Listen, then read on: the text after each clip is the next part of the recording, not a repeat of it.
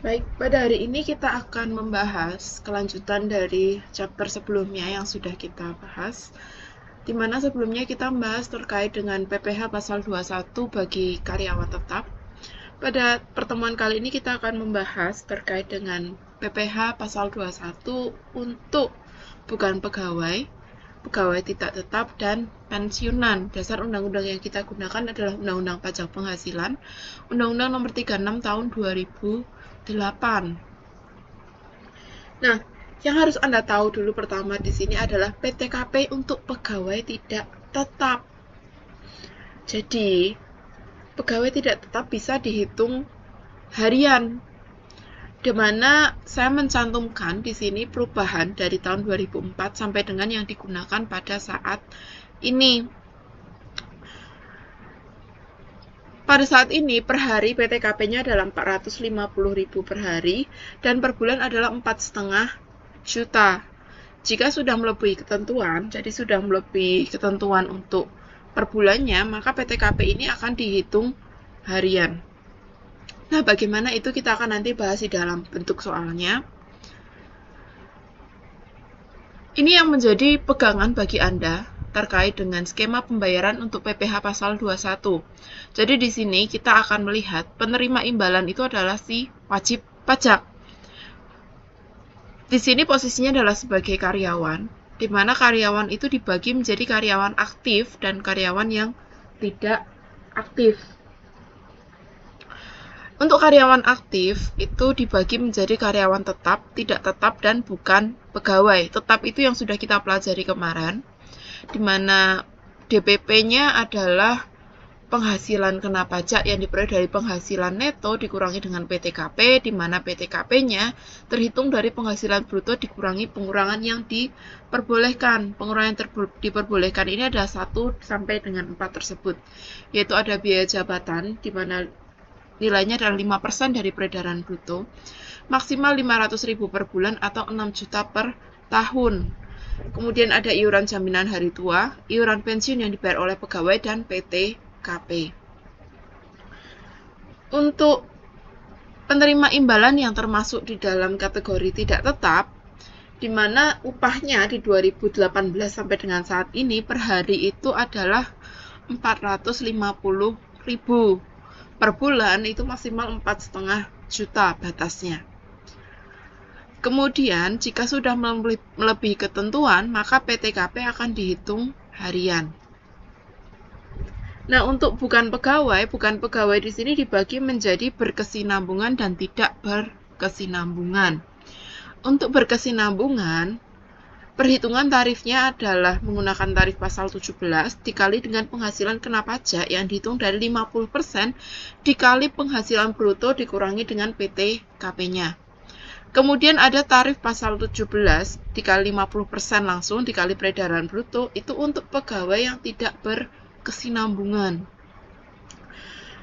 Untuk penerima imbalan yang termasuk di dalam kategori tidak aktif, itu biasanya seperti penerima pensiunan, di mana penghasilan bruto itu dikurangi dengan pengurangan yang diperbolehkan, yang terdiri dari 2 pengurangan. Yang pertama adalah biaya pensiun, yang diperoleh dari 5% dikali peredaran bruto, di mana ketentuannya adalah 200.000 per bulan, itu sebagai maksimal, atau 2.400.000 per tahun. Kemudian ada yang kedua adalah pengurangannya PTKP. Nah, jadi untuk pegawai tidak tetap yang dibayarkan bulanan, kita akan menyimpulkan di mana peredaran bruto itu akan dikurangi dengan PTKP dikali tarif pasal 17. Jika di dalam 1 bulan dia melebihi 10.200.000, maka harus disetahunkan.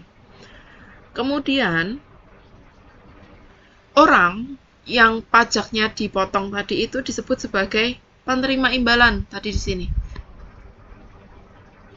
Jadi atas penghasilan yang pajaknya dipotong itu disebut sebagai si penerima imbalan. Ingat, dia dibagi menjadi yang aktif dan yang tidak aktif. Nah, masuk ke dalam upah harian dan upah final. Di sini ketika si penerima imbalan menerima upah harian, tidak akan dipotong PPh 21 apabila di dalam sehari itu kurang dari 450.000 atau dalam 1 bulan tidak melebihi 4,5 juta.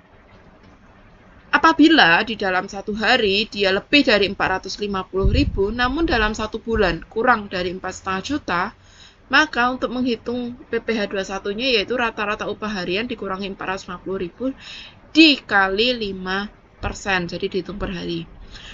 Nah, apabila di dalam 1 hari lebih dari 450.000 tapi dalam 1 bulan dia lebih dari 4,5 juta, maka kurang dari 10.200.000, maka rata-rata upah harian dikurangi dengan PTKP harian dikali 5%.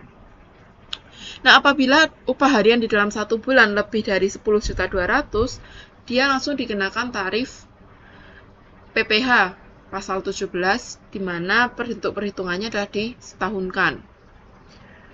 Kemudian ini untuk hadiah atau penghasilan berupa hadiah undian, itu akan dikenakan PPh final, tarifnya adalah 25% dari peredaran bruto. Untuk komisi atau honorarium yang dibayarkan kepada dinas asuransi itu juga akan dipotong PPh final sebesar 55% dikali peredaran brutonya. Nah, bagaimana dengan pegawai yang tidak ber-NPWP? Untuk pegawai atau penerima imbalan yang tidak ber-NPWP akan dikenakan tarif lebih tinggi 20%, sehingga PPh yang dipotong adalah 120%. Nah, bagi pegawai yang tidak tetap, tarif yang dikenakan adalah tarif pasal 17, lapisan pertama di 5%, di mana untuk per tahun itu Anda menggunakan 1 tahun adalah 360 hari.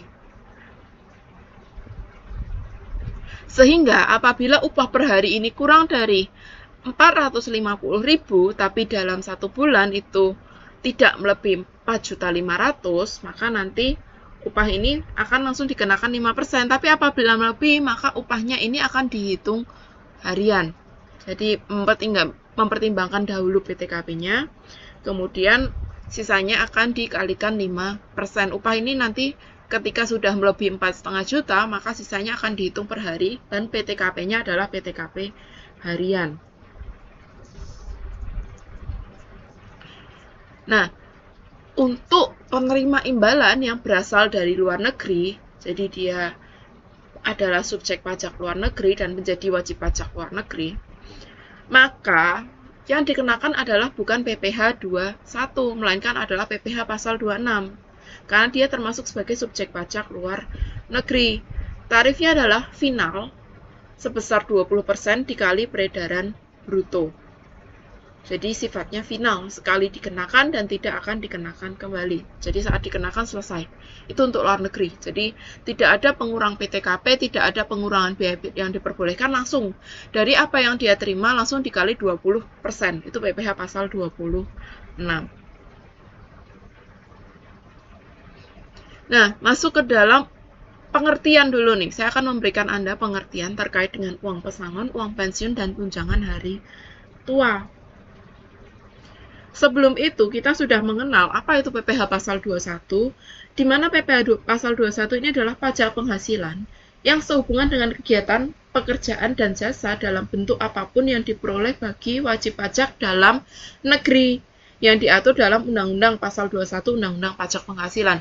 Ingat, PPh pasal 21 ini hanya dikenakan bagi pegawai yang termasuk di dalam WP dalam negeri. Kalau termasuk di dalam luar negeri, maka dia dikenakan PPh pasal 26. Uang pesangon sendiri adalah penghasilan yang dibayar oleh pemberi kerja termasuk pengelola dana pensiun tenaga kerja ke pegawai sehubungan dengan berakhirnya masa kerja atau PHK, termasuk uang penghargaan masa kerja dan penggantian hak. Itu uang pesangon. Nah, uang manfaat pensiun sendiri adalah penghasilan yang dibayarkan ke orang pribadi peserta dana pensiun secara sekaligus oleh dana pensiun pemberi kerja atau dana pensiun lembaga keuangan yang disahkan oleh Menteri Keuangan.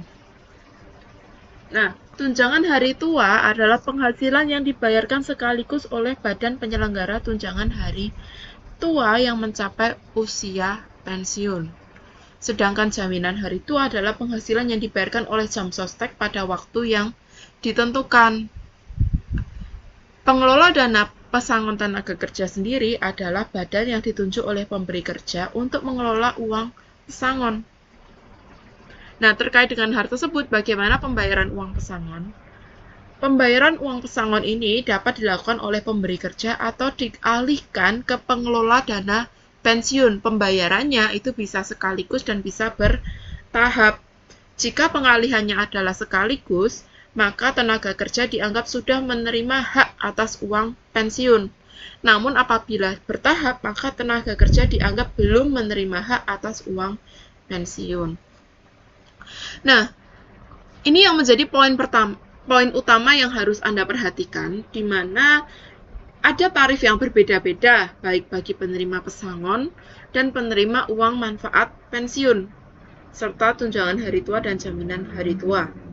Untuk pesangon, tarifnya berlapis dari 0%, 5%, 15%, dan 25%. Apabila penghasilannya itu 0 sampai 50 juta, maka tarifnya adalah 0%. Tapi apabila 50 sampai 100 juta, tarifnya 5%. Apabila 100 sampai dengan 500 juta, tarifnya adalah 15%. Dan lebih dari 500 juta, tarifnya adalah 25%. Nah, apabila penerimanya adalah uang manfaat pensiun dan tunjangan hari tua serta jaminan hari tua, tarifnya adalah 0% apabila itu termasuk di dalam range 0 sampai 50 juta dan lebih dari 50 juta adalah 5%. Jadi, si pemotong pajak itu wajib menghitung, memotong dan menyetorkan PPh pasal 21 yang terhutang atas pesangon, pensiun, tunjangan hari tua dan jaminan hari tua, serta kas bukti pemotongan itu harus dilakukan baik pada pegawai yang dikenai tarif 0%. Jadi baik pegawai yang menerima atau dikenai tarif lapisan 0%, dia tetap menerima kas bukti pemotongan. Nah, apabila penghasilan pensiun itu diterima dalam bentuk penghasilan bulanan, maka DPP-nya adalah penghasilan kena pajak yang diperoleh dari penghasilan bruto dikurangi dengan biaya pensiun dikurangi dengan PTKP.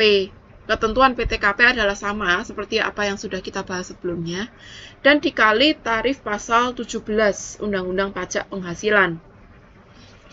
Nah, untuk biaya pensiun sendiri adalah 5% dikali dengan peredaran bruto, di mana maksimal adalah 200.000 per bulan atau 2.400.000 per tahun.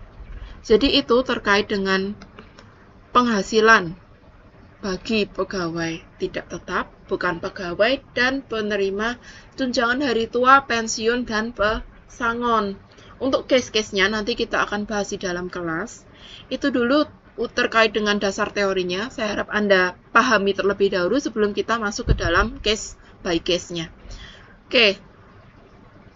Sampai bertemu di dalam kelas dan kiranya Tuhan memberkati.